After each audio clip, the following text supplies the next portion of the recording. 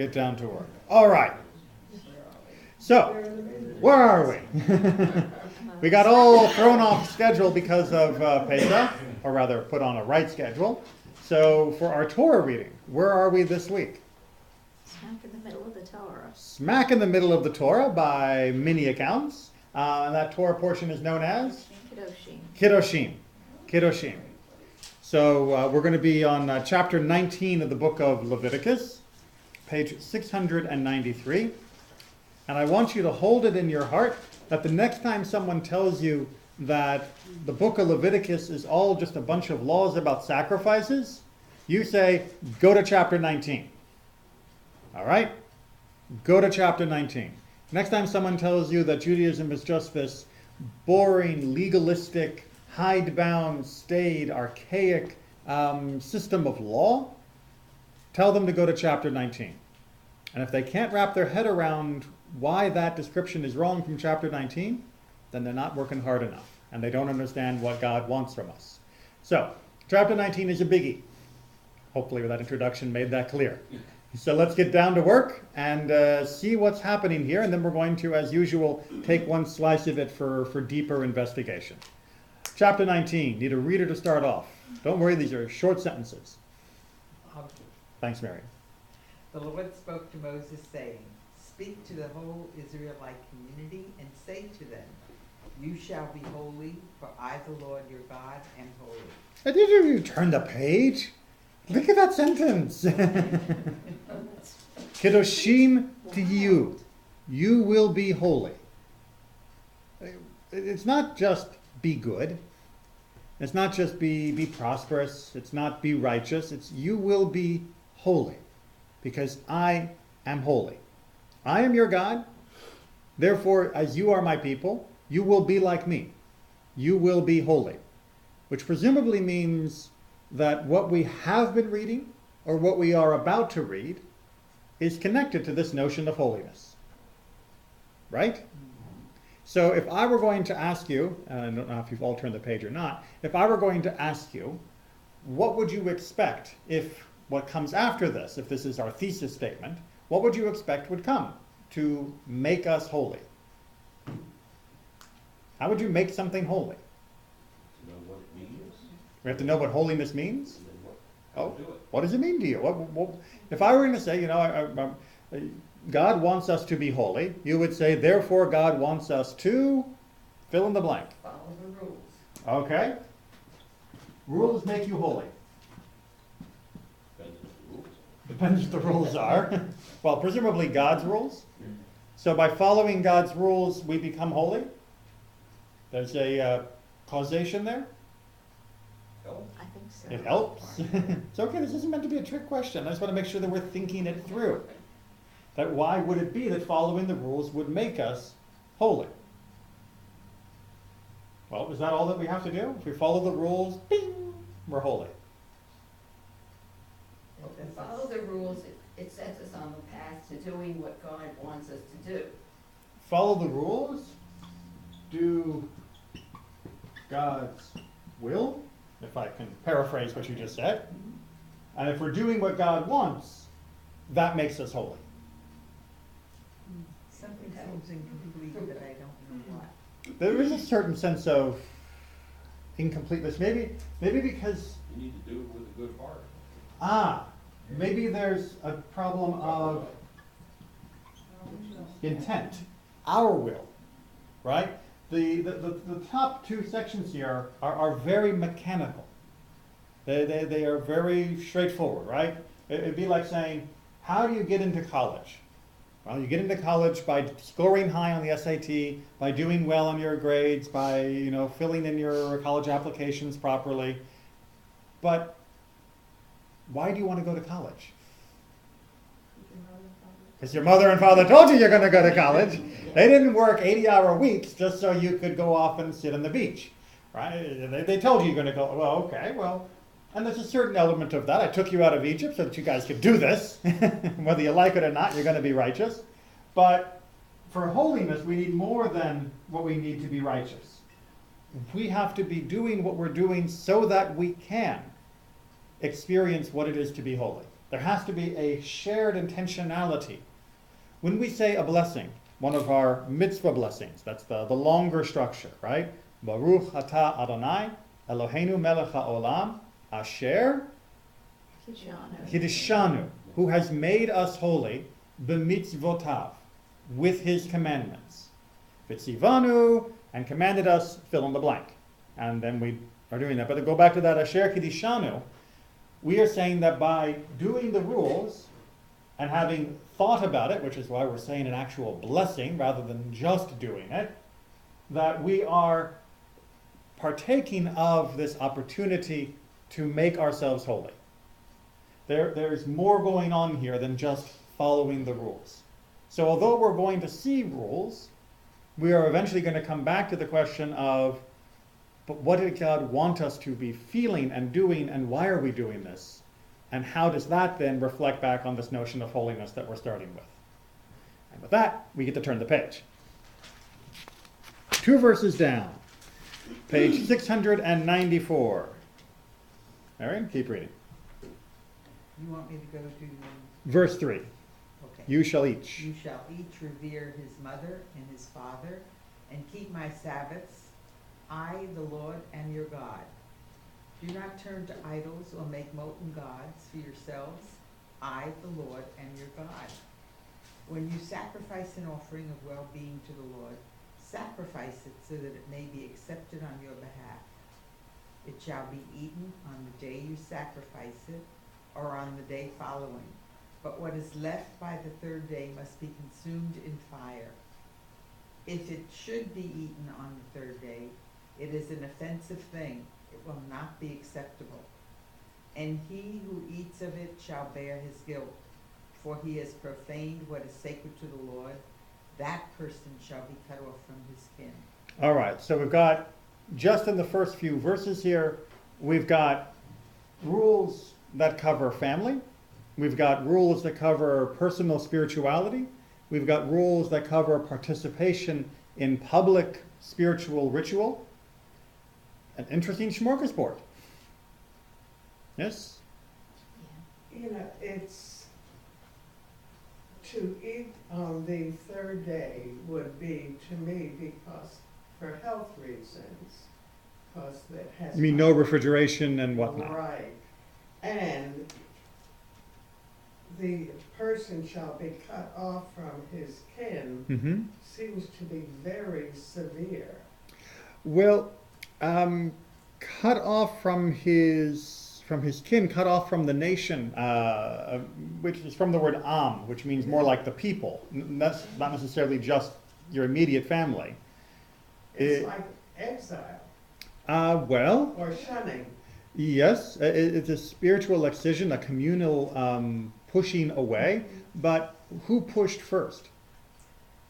I understand that, but what if someone was starving or very hungry and he ate from what he saw was the sacrifice on the third day? It just seems unduly severe. I'm afraid your hypothetical is not plausible, and it's also going to be countered by the next verse, Oh, good. in terms of God's concern for those that are hungry.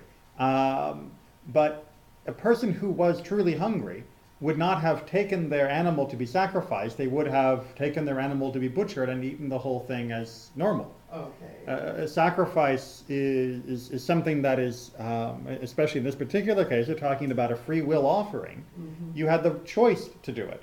And specifically, the reasons why there is a limit of how long you can wait was precisely so that you will share the food. Because if you were allowed to sacrifice the animal, eat a couple steaks today, and stick the rest of it in salt, or to turn the rest of it into jerky, you would have no reason to share any of that animal with anyone else.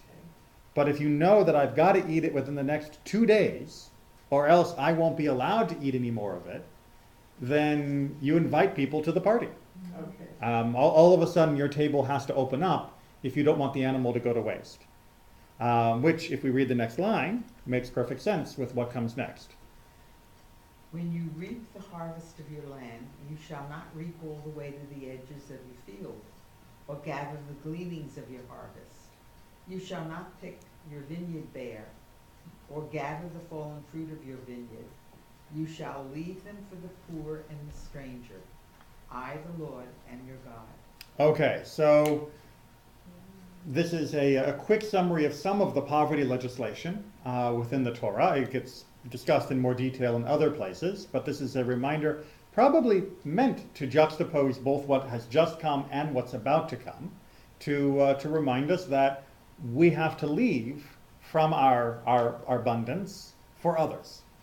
And by abundance, I mean whatever we got. Even if you've got a tiny field, you still have to leave some for those who have no field whatsoever.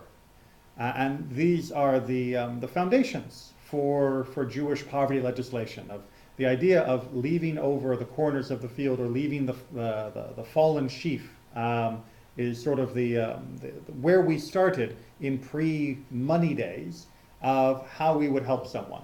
If you didn't have ready cash, it wasn't like you could just give someone $5 so they could go buy something. You had to find a way to help them that they could participate in. And them coming and helping to finish off the harvest for themselves was a very humane and logical way to take care of that. Does everyone understand how these mitzvahs work? Right? The corners of the fields, you don't harvest them. And when you're harvesting through your field, if you drop something, you don't go back for it. You leave it. And the poor can then come by after and they pick up anything that was dropped. Make sense? It's one of the only mitzvahs you can do by accident. Although you have to consciously not pick it up. Which brings us to our next verse. You shall not steal. You shall not deal deceitfully or falsely with one another. Many of our commentators point out that this is here because that property, the corners of the field and the forgotten sheaf, belongs to the poor. It's not donated to them. It's not a gift that you hold until they come and collect it. As soon as that is there, it is theirs. And to go back and pick it up is not reducing your donation. It is theft from the poor. Right? The property ownership has transferred the moment that sheaf hits the ground.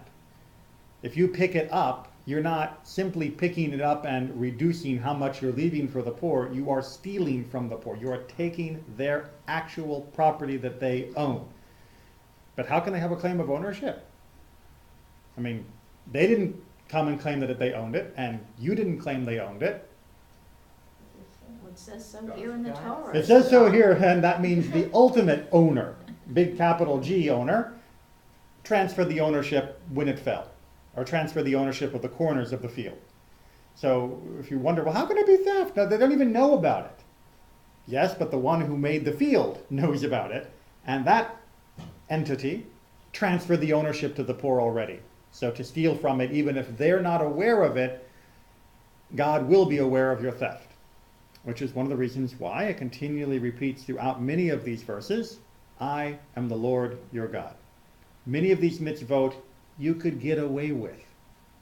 No one would know. You think all the other farmers are looking the 3 acres across as you're doing your field, and they're going to notice that you picked up a couple extra sheaves? Who's going to know? God will know. And God's already transferred the ownership, and so you will be held accountable in God's eyes for theft, even though the court may not be able to prosecute you. Onward. You shall not swear falsely by my name, profaning the name of your God. I am the Lord. Again, oaths were essential to proper, just running of society in the ancient world. But unfortunately, there were very few ways to tell when someone was being honest. You had to sort of make them swear and assume that their oath would be true. Otherwise, the society could not function properly. And so we get an additional reminder that yes, you may be able to fool some of the people some of the time, but you can't fool God any of the time.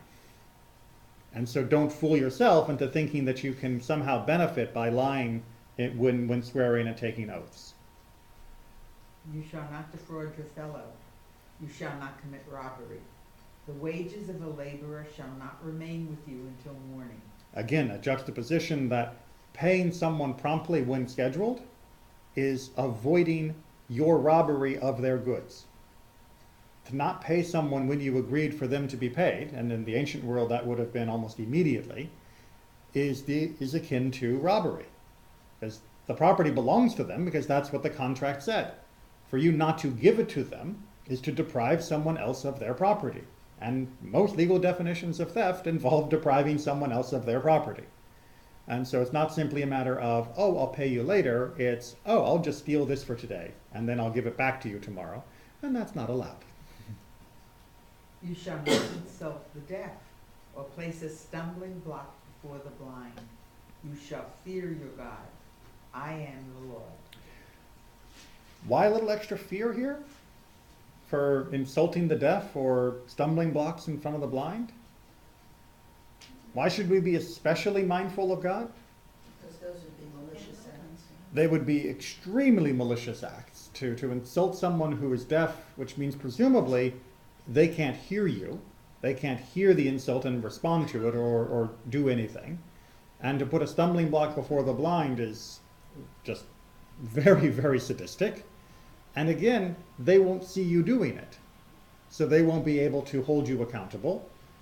And in fact, in both of these cases, especially in the first, you might even think in the first case, what's the harm?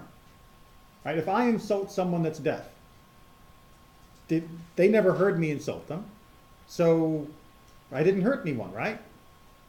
But other people might have heard it. Presumably other people might have heard it. And presumably you will have heard that you have done this. And as we're going to see, that behavior, even which only damages yourself in the way you interact unknowingly with others, that is to say, unknown to them, is something that we must be mindful of and prevent as well. And even if you can't be caught, even if you can't be prosecuted, even if you can't be punished, doesn't mean you should do it.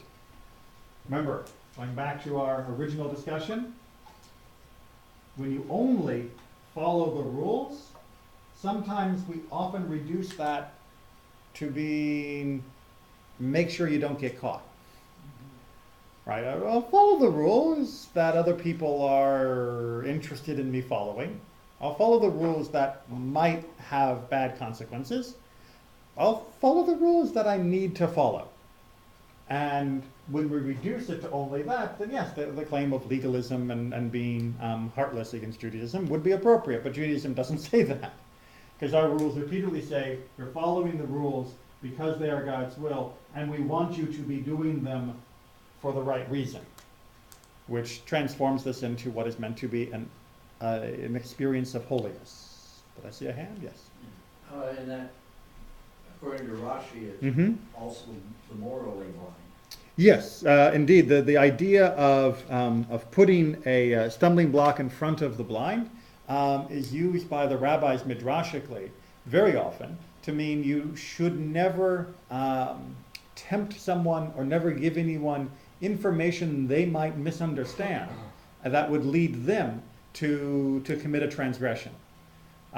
So the same way you might put in a modern context, somebody who's a recovering alcoholic, you don't hand them a martini. And you can't say, well, hey, I only gave them a martini. There's no harm in that. It's like, no, you put a stumbling block before the blind. You were giving somebody something that would very likely lead them to damage themselves or others. And we have a responsibility to avoid that, not merely to follow the rules. There's no rule against handing someone a martini. Yeah, in that case there would be. Does that make sense? Mm-hmm. Excellent for bringing that. All right, onward. You shall not render an unfair decision. Do not favor the poor or show deference to the rich. Judge your kinsmen fairly. Do not deal basely with your countrymen. Do not profit by the blood of your fellow. I am the Lord. Don't show favor to the poor, but it was like 3 verses ago we were leaving corners of our field for them. What happened? But that's not showing favor, that belongs to them, as you just said. Exactly. That's not showing favor, that's justice. Right? When you leave the corners of the field, when you give tzedakah, you're not showing favor, you are actually ensuring justice. And so too, if there is a court case, and a poor man's sheep murdered another man's cow, don't ask me how, you have to follow the case through to its logical conclusion and say that the poor person was responsible for the death of the other man's cow. Even though you don't want to say that because you know that there will be a financial hardship for the poor person, justice says that his sheep is responsible for what happened, and therefore justice has to take its course. Of course, that doesn't mean you can't help the person after the decision has been rendered to recover from the negative aspects of whatever the repercussions were. But the judgment itself has to be fair. And we shouldn't show favor to one or the other, the rich or the poor. We should try to create a fair society so that judgments don't hurt the poor more than the rich in those cases. So, with regard to Les Miserables, for example, the poor man steals from the rich man. Right. Is the same as the rich man stealing from the poor man? The same justice? In terms of the core penalties that the person would face, should be yes. You know, so famously in Les Miserables, stealing the loaf of bread was a 5-year penalty, and then the rest was because Jean Valjean kept trying to escape, which shows he just never could learn. That's why it's such a long book. But if a rich man were to steal from a poor man, he too should have a 5-year jail sentence for the same crime. That's what Torah is talking about. Unfortunately, through most of history, the poor person would have a 5-year jail sentence, and the rich person would pay, you know, a small fine and go free, and that would be injustice in the eyes of Torah. So affirmative action is out. Affirmative action is not a criminal case.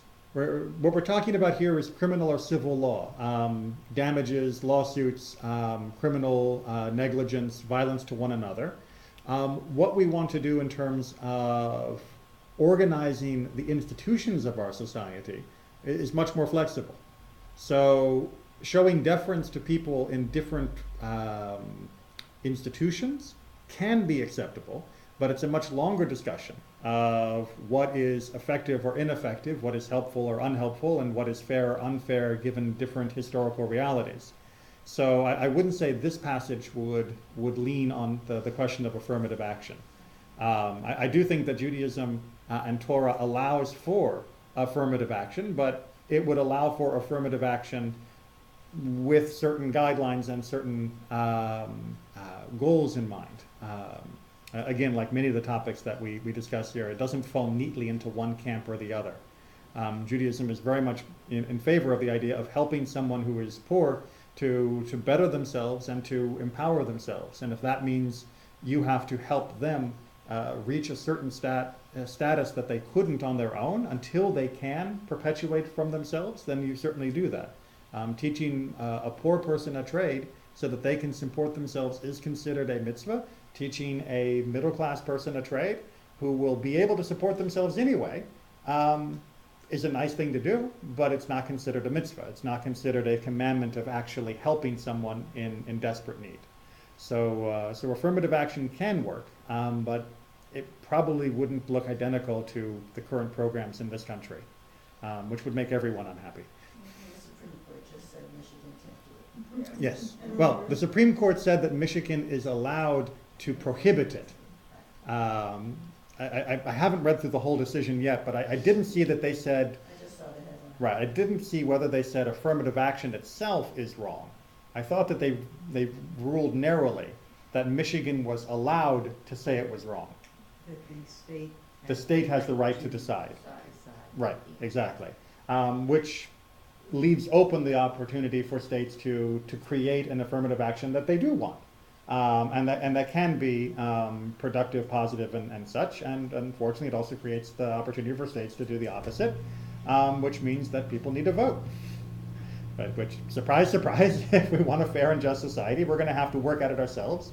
And we shouldn't be surprised that the Supreme Court's not going to always make those hard decisions for us. Sometimes we have to make those decisions at the ballot box. Onward. You shall not hate your kinsfolk in your heart. Reprove your kinsman, but incur no guilt because of him. You shall not take vengeance or bear a grudge against your countrymen, Love your fellow as yourself. I am the Lord. You shall observe my laws. Pause. We'll leave it there. In terms of the actual Torah, please do continue to read on your own time the rest of Kedoshim and the rest of Torah, but this is this week's reading. But perhaps one of the most famous sentences from the entire Torah, that you shall love your fellow, often in many translations translated as neighbor. You shall love your neighbor as yourself. Yes, we've heard this before? Yes, often it is held up as being a central piece of Judaism, and yet, oh dear, our printer printed 2 pages rather than front to back, and yet, if you could take 2 pages and pass them along, thought it felt like it was a larger stack than usual. Must have forgot to hit the button or something. And yet, what does it mean to not seek vengeance? What does it mean to not bear a grudge? What does it mean to love your neighbor as yourself? What does it mean not to hate your fellow in your heart? I mean, we're supposed to follow the rules. We're supposed to do God's will, but what's all this wishy-washy stuff? Right? Leaving the corners of my field, I can see what I'm supposed to do. But not hating someone in my heart? What does that look like? What are the parameters of that? And as far as, vengeance or grudges go, well, why not? Why can't I teach someone a lesson? Why wouldn't it be good for them to get their comeuppance? I mean, am I supposed to turn the other cheek? I thought that was in a different book. Okay. Well, we're going to go ahead and start, because I can see the pages. Yep. Yeah, the first one should say Parashat Kedoshim, and then the second one should begin with, it says Rebbe Meir. So if you don't have 2 pieces of paper that each have something different on them, then we're in trouble. Now you know why I normally print front to back. It's much smoother that way, much smoother. And if I was knowing I was going to burn through 4 pieces of paper or 4 sides for everybody, I would have put more material on. That's usually my biggest limiting factor, is trying to figure exactly which texts I want to put on the 2 sheets or the 2 sides that I've got to work with, and my self-imposed limit. All right, so we're going to start off with a little bit from the Rishalmi. This is an earlier edition of the Talmud that was edited in the land of Israel, a couple hundred years before the Babylonian Talmud got its begin of its editing. So volunteer, or Marion, you want to keep reading just to keep us rolling? It is written, you shall not take vengeance or bear a grudge against your countrymen. Love your fellow as yourself. I am the Lord. What would be a practical illustration? Oh, what does that mean? What does that mean? If one was cutting meat and the knife in his hand cut his hand, would he go and cut the other hand? Do we understand the illustration here? Okay, so you're in the kitchen, and you're hacking your way through the chicken, and as you do that, you nick your finger. Ah, says my left hand. You hit me. Left hand takes the knife away from the right hand and whacks the right hand to punish it, to seek vengeance against the right hand for having hurt the left. Right? Which is pretty ridiculous. Why are you looking at me like this is crazy? Is this kindergarten? And yet, that guy cut me off. Well, I'm going to get in front of him. Or, oh, now he wants to change lanes after cutting me off? Well, I'm not going to let him. We've never thought this. I'm not going to ask for a show of hands if you've done this. Or somebody, maybe bumps your basket in the supermarket, and when it comes time to get to the checkout, it happens to be that you can zip your basket in front of theirs. No? We've never heard of people ever. We live in such a society where no one would ever behave in such a way. Moi, I'm asking for a show of hands again. For a group that prefers flight to fight. Perhaps. And perhaps the idea of, Cousin Sally didn't come to my kid's wedding. So why am I going to go to her granddaughter's bat mitzvah? Or, they only gave him a $20 gift certificate when he graduated from university. and that was Phi Beta Kappa. And they're graduating, now, and they're expecting us to fly all the way across country for the ceremony. Does that sound a little more familiar than cutting people off and bashing their shopping carts? Maybe some of the family dynamics sometimes have a certain vengeful feeling, grudge feeling. Not negatively, but I'm just now invited to a wedding in California, and none of my family decided to get invited. But then, of course, my family always said, but they always came cross-country to any of our service. So it's in a positive way, so how would you not go, even though it's difficult? So I will go. When they've always made the schlep out here, Yes. how could you not make the schlep back in reciprocity? Right, so it's not vengeful, It's a positive grudge. tit for tat, type of equality, and how you consider each other. How you consider each other, and that. What are we hearing from the Rishalmi in this line about the meat cutting? How should we consider the person that did something wrong to us? Apparently not negatively. More than that.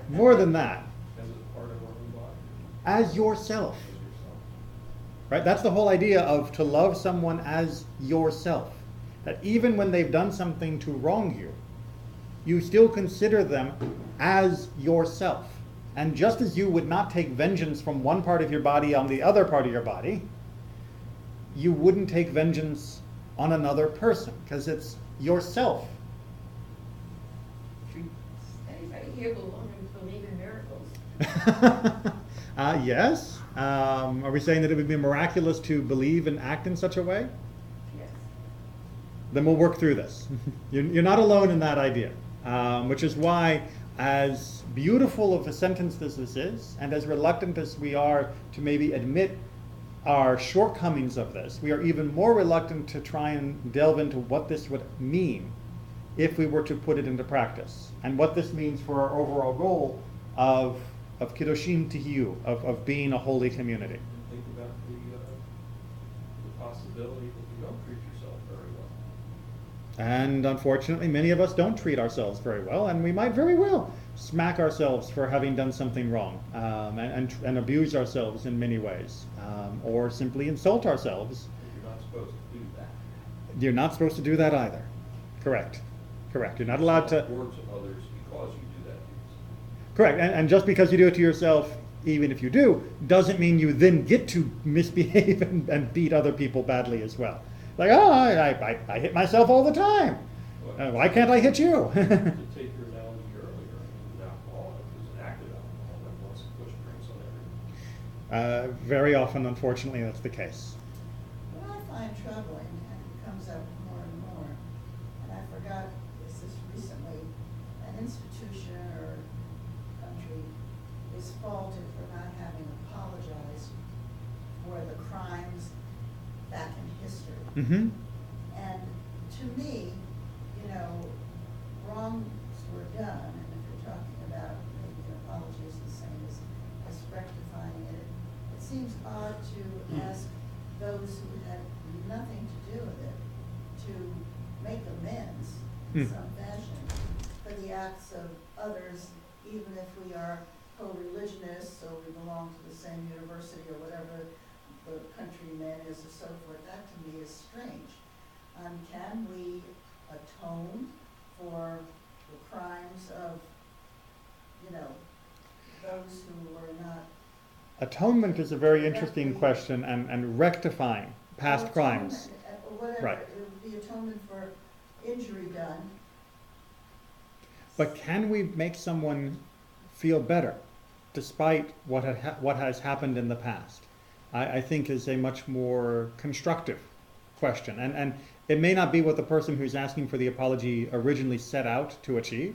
They may have set out to achieve vengeance by demanding apology and contrition and some sort of recompense. They may be feeling that they're going to make others suffer by forcing the issue in certain public ways.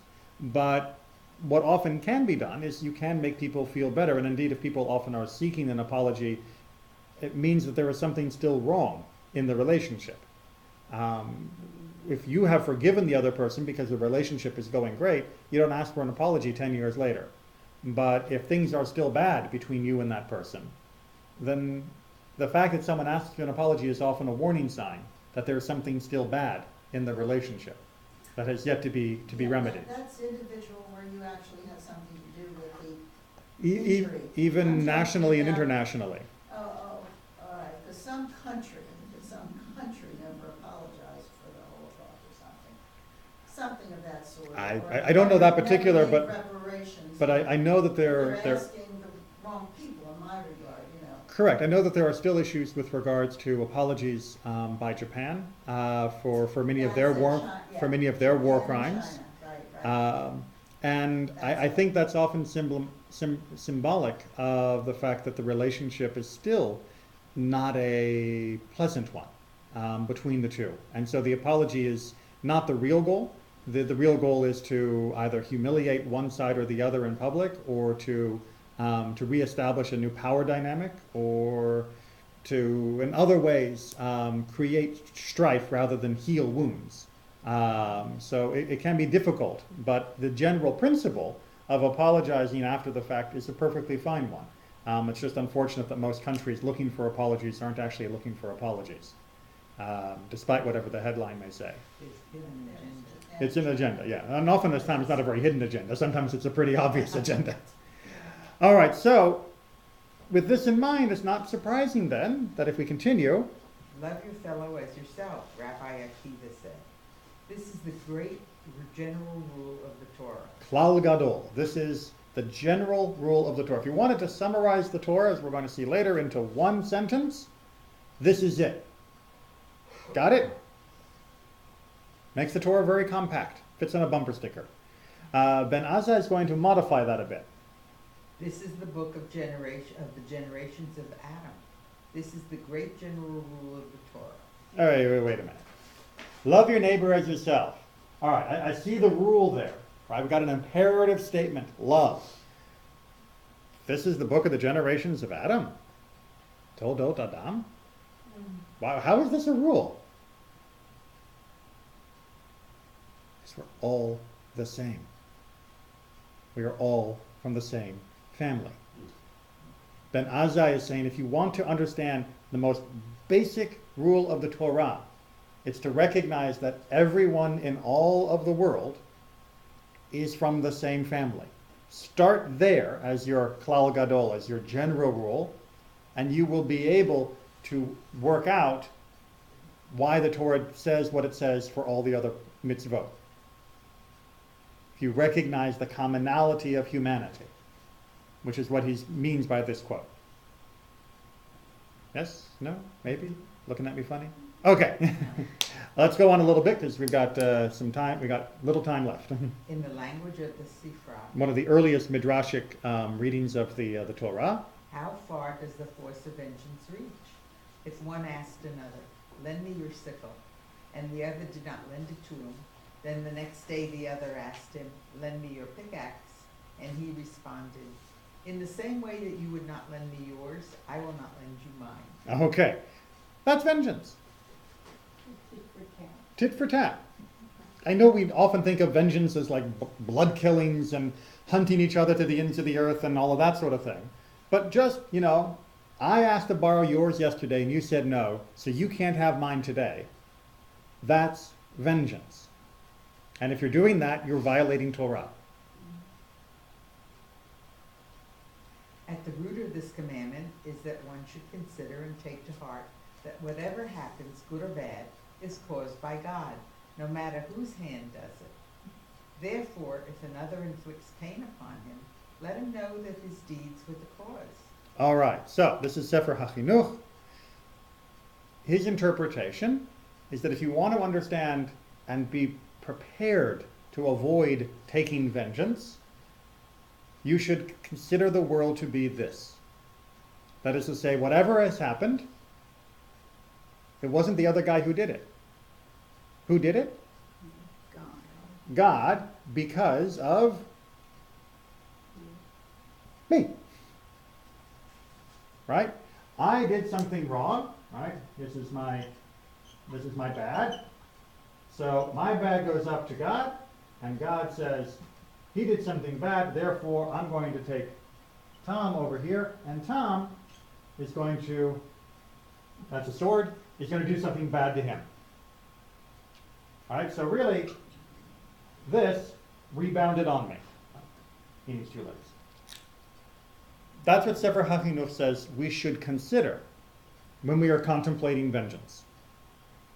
That if someone has not invited me to the wedding, that someone didn't show proper respect to my family, someone cut me off in the traffic, someone rammed me with their shopping cart, someone has not been helpful, they didn't lend me their lawnmower, whatever it might be, some bad thing that has happened to me, I should consider this as though I just threw a ball at the wall and it bounced back and hit me in the face. And if you consider it that way, says Sefer HaChinuch, if you consider it that way, you're not going to take vengeance.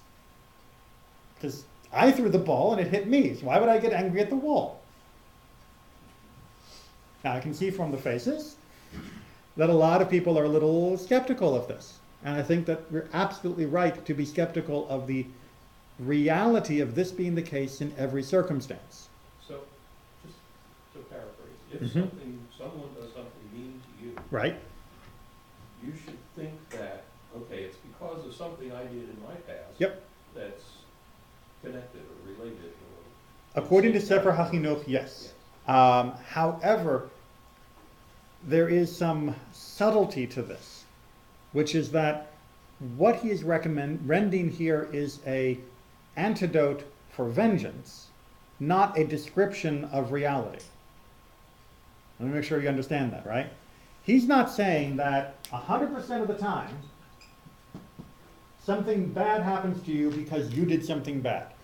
He's not saying that because Judaism doesn't say that. I mean, apart from the whole book of Job, which tells us that's not true, we have countless rabbinic writings that remind us over and over again that oftentimes something bad happened to me because this was a very not nice person. Or at least on that day, at that moment, they chose to do something bad. They had free will. And it wasn't that God made that person do something bad to me in vengeance for something that I did bad. It was their choice to do something bad. I didn't earn this in many times of our life. I didn't earn that bad person doing something to me or that nice person doing something bad today to do something bad to me. Oftentimes, I did not deserve it. But if I want to avoid the pain and the heartache and the violation of the mitzvah of seeking vengeance or bearing a grudge, this internal model can help. It can help stop the cycle of seeking vengeance or bearing a grudge. It doesn't mean it's meant to depict reality 100% accurately 100% of the time. But it can stop you from picking up the ball that just hit you in the face and throwing it back at another person to try and hit them in the head. And instead to say, I got hit in the head with this, I don't need to pick it up and throw it again. Right? One hand got cut, I don't need to cut the other hand. Well, yeah, so the Christians say you need to turn the other cheek is how they put it. If somebody hits you, then you don't hit back, but you give them another chance. But that sort of passive acceptance of abuse does not sit well. Okay, so abuse, we have to understand, is something that you are always allowed and commanded to defend yourself from. If someone punches you and takes your wallet, you don't say, according to Sefer HaChinuch, oh, well, I guess I did something wrong. You say, give me back my wallet. And you do whatever you can to stop them, and they should go through the proper punishment of their crime. If someone is abusing a child, you don't say, well, the kid must have done something wrong and that's why the parent is beating them. No, you say that person's wrong for beating the child. If Judaism truly believed that crimes of abuse or theft or other violations of a person's basic humanity were all because the original person had done something wrong, our legal system would look very different. We'd start off by saying the poor have no right to my food. They're poor because they're bad. And therefore, that's why they don't have any food, because God's punishing them. And Judaism says, no, you don't say that. You say, come and eat my food. Come and eat from my sacrifice of well-being. Come and eat from my field that I worked hard for.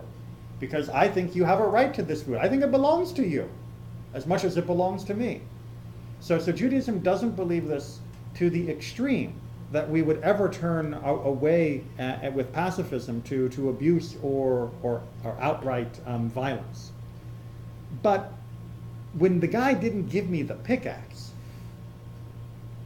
is often where our indignation leads us to anger, to grudges, and to vengeance that have nothing to do with abuse, that have nothing to do with violence being done against ourselves. And we often inflate it in our own mind as though it were, to the extent that we blind ourselves to the true injustices and end up riding a wave of anger. And this is meant to short circuit those types of vengeful attitudes and responses. Because when we stop someone who is an abuser, when we stop someone who is an oppressor, when we stop someone who is a tyrant, that's not vengeance, that's justice. And we don't do that by ourselves, we do that with a system of seeking justice. This is talking about personal vengeance, personal acts of grudge and of revenge. And that is what we need to short circuit from within us so that we don't continue this cycle of behavior. Does that distinction make sense? I think that's one of the reasons why, specifically, he quotes from Sifra this trivial case of loaning farm implements, to make sure that we understand this has nothing to do with actual criminal cases or things that are adjudicable, things that can go through a court system. You know, the guy said he was going to fix my car and he cheated me and all. No, you take that guy to court. That's not vengeance, that's justice, no problem. But when the guy doesn't loan you his leaf blower, you don't, tear down his fence. You don't leave things out to, throw bits of metal onto his lawn to ruin the lawnmower. No, that you don't do. That you don't do. Make sense? Okay, onward.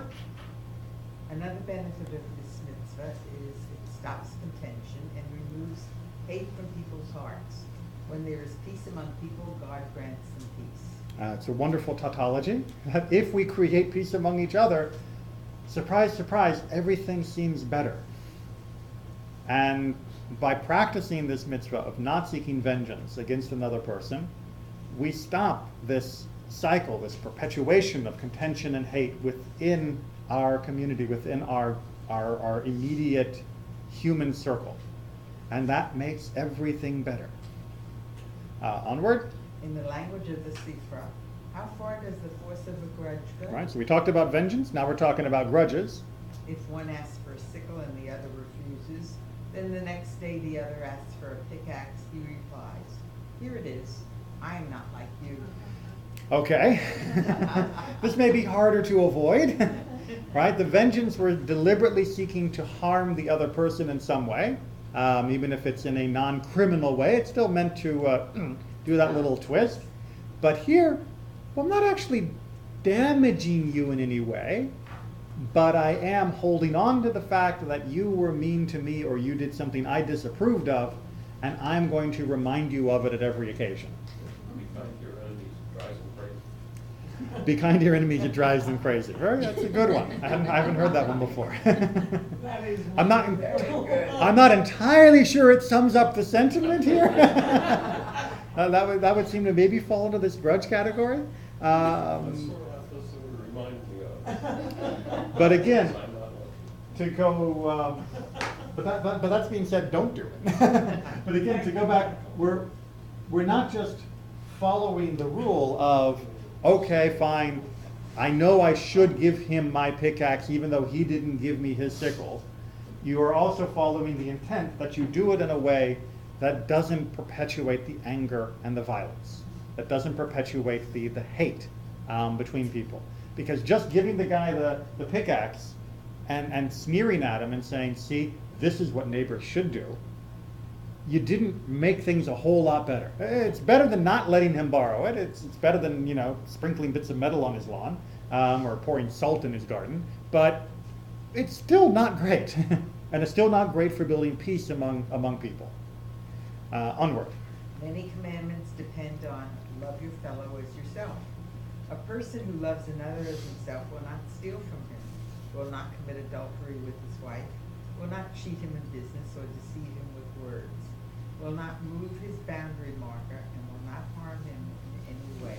So again, from Sefer HaChinuch, he says, if you take this phrase that Rabbi Akiva said was this great rule, love your fellow as yourself, love your neighbor as yourself, you realize it's a giant chain that's hanging down from heaven, upon which hundreds of other commandments are suspended. And that if you get that chain right, and if you make it strong, all the other ones are going to seem easy. Right? Don't commit adultery. Well, of course I'm not going to commit adultery, not just because I'm following the rules, but because to commit adultery with someone else's wife or husband is, it'd be like cheating against myself. I'm not going to move someone else's boundary marker because I wouldn't move my own. And he is like me. Once you internalize to love your fellow as yourself, the other commandments make much more sense and become infinitely easier to observe.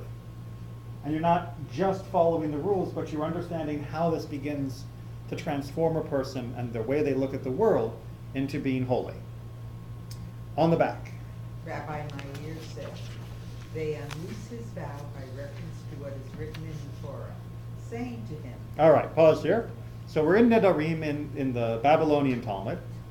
Actually, this is from the Mishnah, but we'll talk about it. But so it's in the Mishnah, and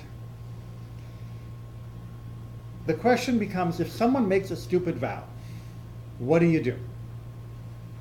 Right? Because vows have to be fulfilled. But if you make a vow that's just stupid, what happens?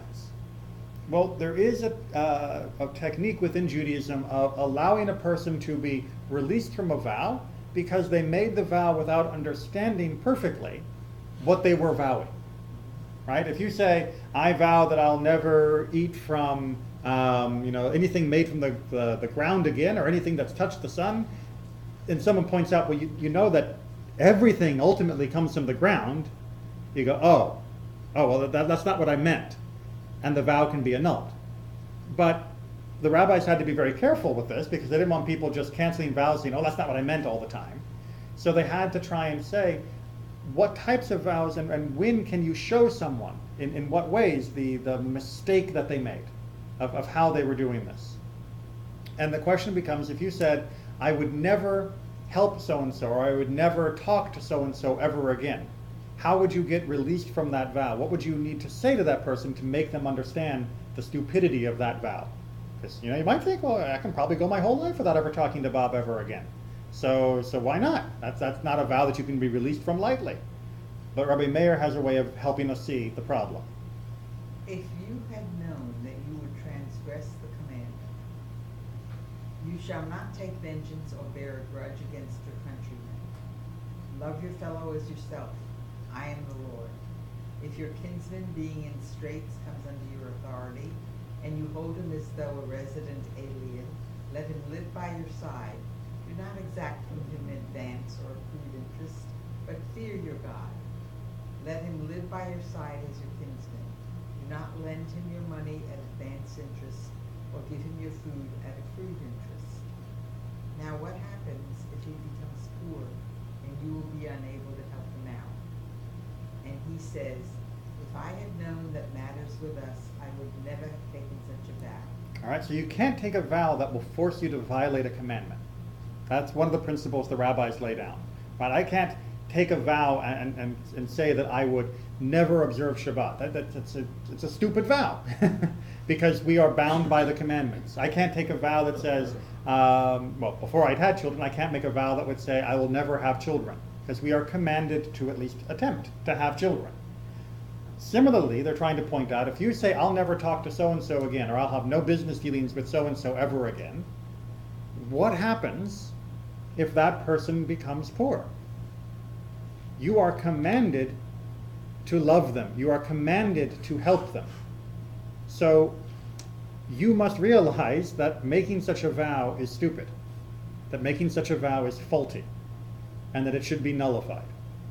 Because to keep that vow would be to set yourself up in a position where you are going to violate the Torah. Does that make sense? Right, so this wasn't just believed by the rabbis as being a wonderful, warm, fuzzy bumper sticker kind of aphorism.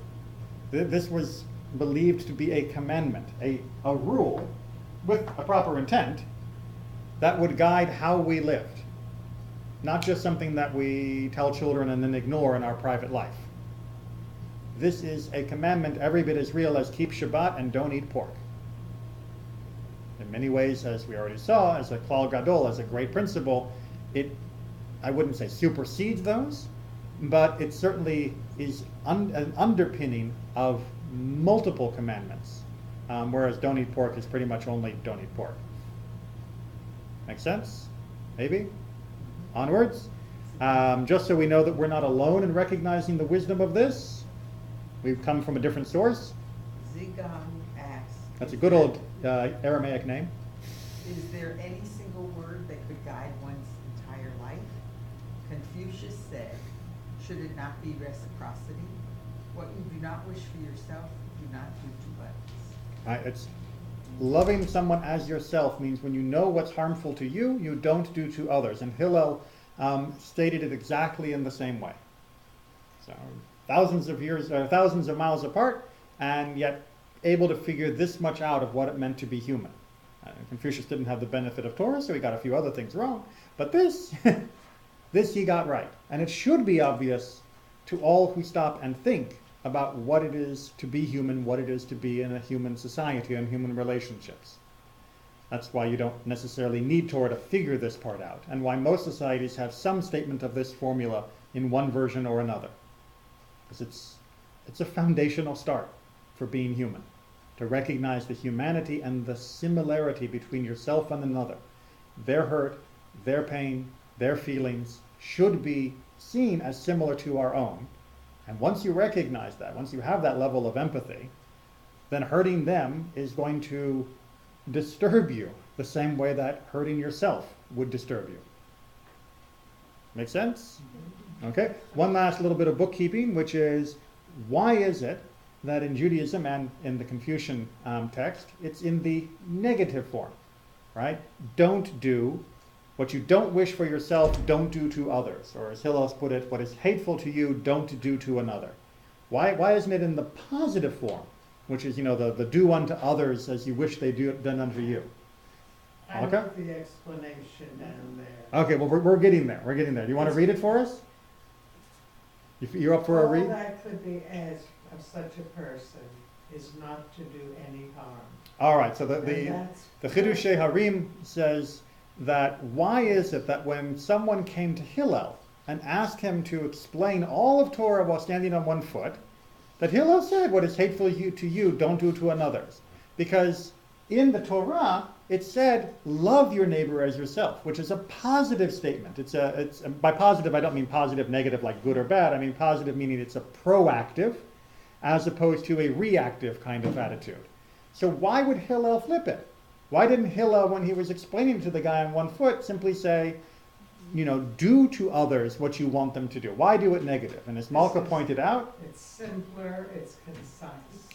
that at the time that he was speaking to this man, he could see that this person would only be able to take on an obligation in this mirror image form, because it was a simpler way for them to begin to learn this step. That they needed it to be reduced to, don't hurt someone else. And then eventually they would grow. Eventually they would grow in holiness to the point where they could understand, love another as yourself. But it's a good start. It's an excellent start. It's an excellent start, but it's not the finish. No. But it's not the finish. And that's what I've hopefully been trying to drive home today. That's Is why that he all says of our go study, all of our work together, everything that we do in Judaism, not just this class, but everything, is meant to be continually raising us higher and higher so that we can be holy.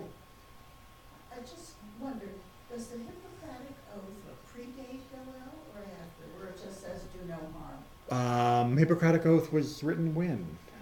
Socrates. But it's Greek, but there's a long Greek civilization. No, that's what I'm asking. I don't know when Hippocrates was in Greek history. When was Hillel? Well, Hillel, if he was in BC, or BCE rather, then he would predate Hillel. Yes. And there too, it's essentially do no harm. Above all, do no harm, right? That's the starting point of medical practice is don't hurt them worse than they already are hurt. Yeah. I wish more doctors remembered that part of the. No, it's not true. Doctors are amazing. They're a wonderful, wonderful thing. Right, they try. They do. They do. So that might predate this. I think the Hippocratic Oath, if Hippocrates lived before the Common Era, before good old year zero, Yes, then fifth century. then he definitely predated Hillel. Yes. All right. Thank you very much. Continue to study and above all to practice.